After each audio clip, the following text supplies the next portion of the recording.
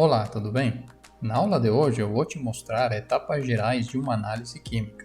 Antes disso, eu preciso que você lembre de alguns conceitos que nós já vimos em aulas passadas. Análise química qualitativa e quantitativa tem a diferença principal de que na qualitativa você responde a pergunta de quem é o composto e na quantitativa você quantifica a concentração dele. Os termos analito, matriz e interferente também são importantes aqui. Analito é a espécie que você quer determinar, matriz é o local onde está o analito, mas todo o resto que tem na sua amostra, e o interferente é uma espécie que atrapalha a sua análise, ou seja, ele interfere na análise e deve ser removido para que o analito seja determinado corretamente. Na tela você observa um diagrama geral, é um fluxograma que te mostra as etapas mais comuns de uma análise química. Como eu te disse na aula anterior, essas etapas elas não são sempre as mesmas ou precisamente na mesma ordem para qualquer tipo de amostra e qualquer tipo de analito. Porém, na maioria das vezes, isso que nós vamos fazer, essas etapas sistemáticas que nós vamos seguir para chegar a resultados corretos. Vou então ampliar aqui cada uma das etapas de modo a explicar resumidamente cada uma delas para você. A primeira etapa de uma análise química, segundo o fluxograma, é a seleção do método. Isto significa basicamente escolher de que maneira você vai fazer as análises. Existem vários métodos que podem determinar o mesmo analito na mesma matriz. Esses métodos eles podem variar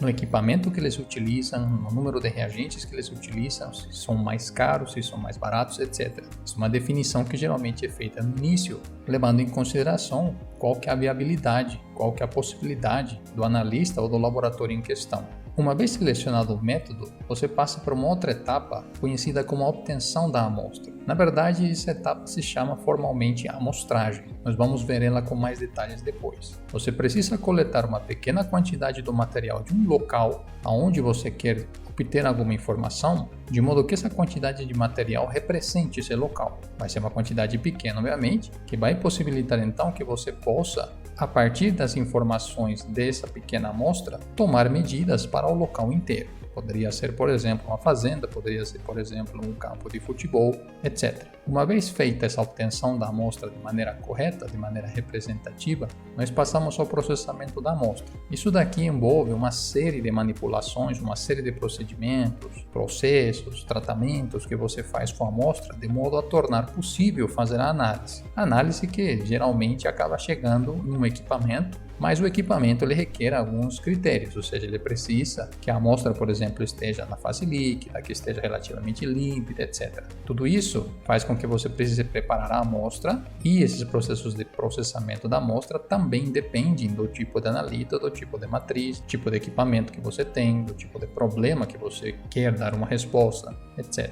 O diagrama aqui ele simplifica um pouco essa parte do processamento, somente se perguntando de início se a amostra é solúvel ou não. Se ela não for solúvel, você precisa fazer processos de tratamento de amostra que a tornem solúvel. Geralmente amostras líquidas são desejáveis. A maioria dos equipamentos analisa amostras líquidas, é mais fácil também de trabalhar nesse sentido. Então, se a amostra não é solúvel, você faz um tratamento de dissolução química. Pode ser feito com ácidos, com solventes, novamente, depende muito da amostra e da matriz. Se a amostra é solúvel, então você continua no fluxograma. A próxima parte extremamente importante é você encontrar uma propriedade mensurável. Veja, na amostra, você não encontra do analito, por exemplo, você não tem um equipamento que está determinando diretamente quantidade de mols, por exemplo, ou quantidade de gramas, ou seja, você não vai pesar um analito que, por exemplo, está dissolvido ou ele está dentro de uma amostra sólida. Na prática, você mede uma propriedade, ela pode ser física, pode ser química, que está relacionada com a concentração, ou seja, essa propriedade ela é proporcional à concentração do analito. Dessa maneira, então, que nós obtemos essa informação sobre a concentração do analito após fazermos algumas contas. Se a propriedade mensurável não estiver presente, é necessário então que o analito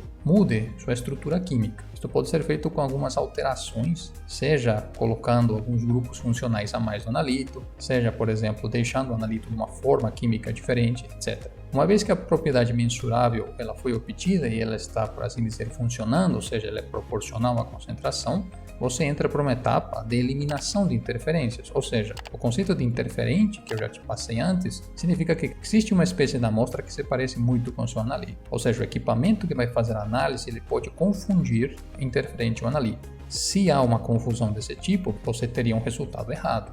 Para evitar esse resultado errado, você precisa remover esse interferente. Isso envolve outras etapas de processos químicos que também vão depender do tipo de interferente, do tipo de analito e do tipo de confiabilidade que você quer também no seu resultado.